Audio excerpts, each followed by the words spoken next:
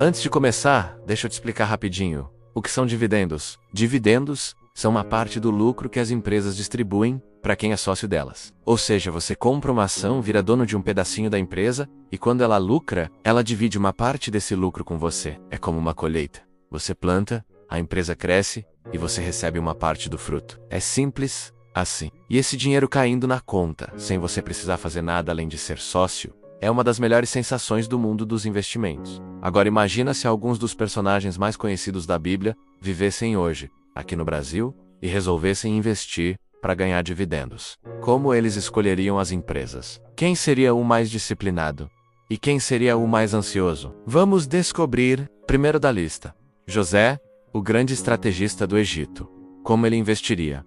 José seria o rei do longo prazo. Ele é aquele cara que enxerga o futuro, que planeja para os ciclos. O comportamento dele seria extremamente estratégico, com zero emoção. Ele não se abalaria com a queda de um dia, ou com a alta de uma semana. Ele pensa em décadas. A primeira coisa que José faria, sem dúvida nenhuma, seria montar uma reserva de emergência robusta. Nada de investir antes de ter o colchão de segurança pronto. Depois disso, ele focaria em setores essenciais, aqueles que a gente precisa não importa o que aconteça. Sabe quais? Energia elétrica, saneamento, bancos sólidos, empresas perenes e o mais importante, José reinvestiria todos os dividendos. Cada centavo que caísse na conta dele seria usado para comprar mais ações, fazendo a bola de neve crescer. Ele seria aquele investidor que, olhando para o mercado, diria: vem 7 anos de vacas magras. Melhor se preparar para comprar barato.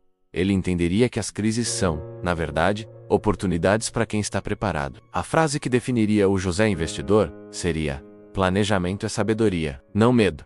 Ele não se prepara por pânico, mas por inteligência. Ele sabe que os ciclos vêm e vão, e quem está pronto, aproveita todos eles. Agora vamos para o homem mais sábio que já existiu, Salomão. Como o investidor Salomão se comportaria? Ele seria o mestre da diversificação. Salomão escreveu que na multidão de conselhos há segurança, e ele aplicaria isso diretamente na sua carteira. O comportamento dele seria marcado pela prudência e pelo equilíbrio. Ele buscaria a estabilidade e fugiria de modismos como o diabo foge da cruz. Se todo mundo tivesse falando de uma ação específica que vai bombar, Salomão provavelmente estaria olhando para o outro lado, buscando algo sólido e menos comentado. Ele não se deixaria levar pela euforia da manada. Como ele investiria na prática? A carteira de Salomão seria um exemplo de diversificação inteligente. Ele não teria 2 ou 3 ações, mas talvez 20 ou 30 empresas de setores diferentes. Ele misturaria empresas que pagam dividendos gordos e constantes com outras que têm um potencial maior de crescimento, criando um equilíbrio perfeito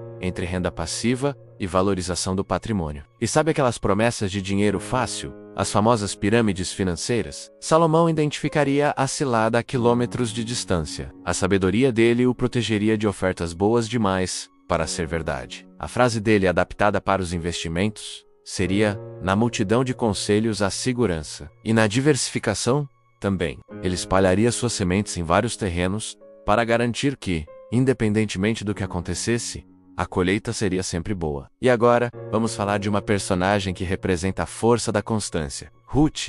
Ela não tinha muito, mas com sua fidelidade e trabalho duro, construiu um futuro. Como seria Ruth como investidora? Ela seria a personificação da disciplina e da paciência. O lema dela seria de grão em grão. A galinha enche o papo. O comportamento dela seria começar pequeno, mas nunca parar. Ela não se intimidaria por ter pouco dinheiro para investir. O importante para ela seria a constância. Todo mês, sem falhar, ela faria seus aportes, mesmo que fossem pequenos. Ela não desistiria nos momentos difíceis e se manteria fiel à sua estratégia de longo prazo. Como ela investiria? A estratégia de Ruth seria simples e poderosa. Aportar, sempre, pouco, mas sempre. E cada centavo de dividendo que caísse na conta dela seria imediatamente reinvestido para comprar mais uma pequena fração de uma ação. No início, os resultados seriam modestos, quase imperceptíveis. Mas, depois de anos e anos de constância e reinvestimento, a pequena semente se transformaria numa árvore gigantesca. A colheita dela não seria imediata,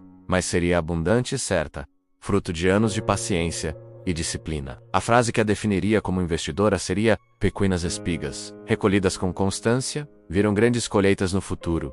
Ela nos ensinaria que o segredo não está no tamanho do aporte, mas na frequência e na disciplina de nunca parar. Chegamos agora a um gigante da fé e da resiliência, o apóstolo Paulo. Imagina ele no Home Broker. Paulo seria o investidor blindado emocionalmente. O tema dele é foco, resiliência e propósito. Ele passou por todo tipo de dificuldade, mas nunca perdeu o foco na sua missão. E no mercado financeiro, não seria diferente.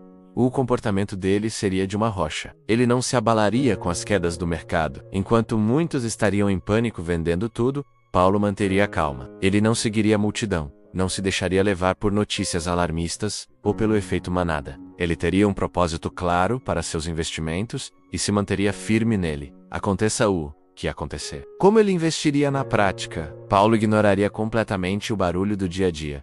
Notícias sobre a bolsa que caiu 2%? Para ele isso seria irrelevante. Ele veria as crises como oportunidades. Quando o mercado estivesse em pânico e os preços das boas empresas despencassem, Paulo estaria lá, com a tranquilidade de quem sabe o que está fazendo, comprando mais. Ele entenderia o princípio de comprar ao som dos canhões e vender ao som dos violinos. Ele não tentaria adivinhar o fundo do poço, mas aproveitaria as promoções que o pessimismo geral oferece. A frase de Paulo no mundo dos investimentos seria uma adaptação da sua famosa citação: corra a corrida que lhe foi proposta. Inclusive no mercado financeiro, foco no objetivo e não nas distrações do caminho. Mas nem todo mundo é tão tranquilo, certo? Vamos falar de Marta. A gente conhece Marta como alguém muito trabalhadora, mas também muito ansiosa e preocupada. Como seria Marta no mundo dos investimentos? Ela seria investidora ansiosa. O tema dela seria o excesso de controle e a busca por resultados rápidos. O comportamento dela seria de pura agitação. Ela checaria a cotação da carteira dela a cada 5 minutos no celular. Abriu o mercado, ela está olhando. Fechou o mercado, ela está olhando. Cai um pouquinho, ela já entra em desespero. Subiu um pouco, ela fica eufórica. Ela sofreria imensamente com a volatilidade, que é algo natural do mercado.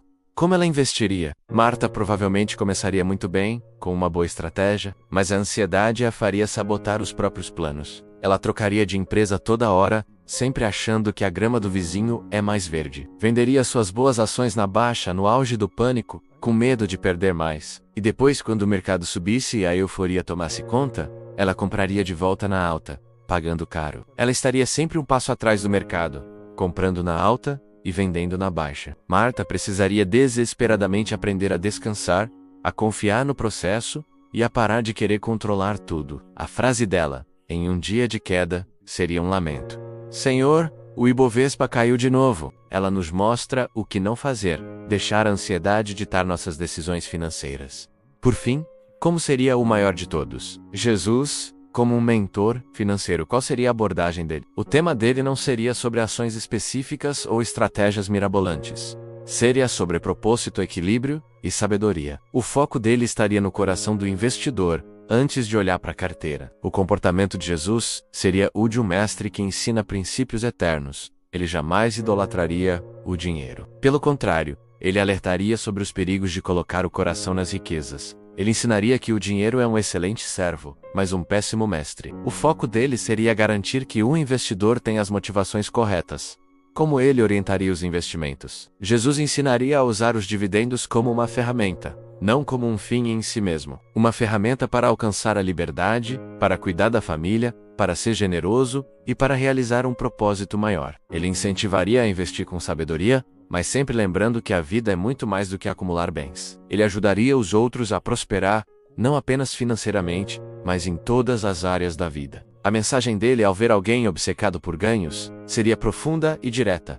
O problema nunca é o dinheiro, é o coração. Ele nos ensinaria a alinhar nossos investimentos com nossos valores mais profundos. No final das contas, se todos esses personagens investissem hoje no Brasil, cada um teria um estilo completamente diferente, refletindo sua personalidade. José seria o estrategista de longo prazo. Salomão, o mestre da diversificação. Ruth, o exemplo de constância. Paulo, a fortaleza emocional. E Marta, o alerta contra a ansiedade. Mas apesar das diferenças, todos eles, para terem sucesso, precisariam seguir princípios que são eternos, que valiam há 2000 anos e valem hoje. Princípios como constância, sabedoria, propósito, disciplina e, claro, muita paciência. Porque no final do dia, são esses princípios que geram uma colheita abundante, tanto na vida quanto nos investimentos. Ontem, hoje e sempre. Se você quer aprender a investir com propósito, aplicando esses princípios para construir sua própria colheita no futuro, não se esqueça de se inscrever aqui no canal. E se esse vídeo te ajudou a pensar, compartilhe com aquele amigo ou amiga que também está nessa jornada. Obrigado por assistir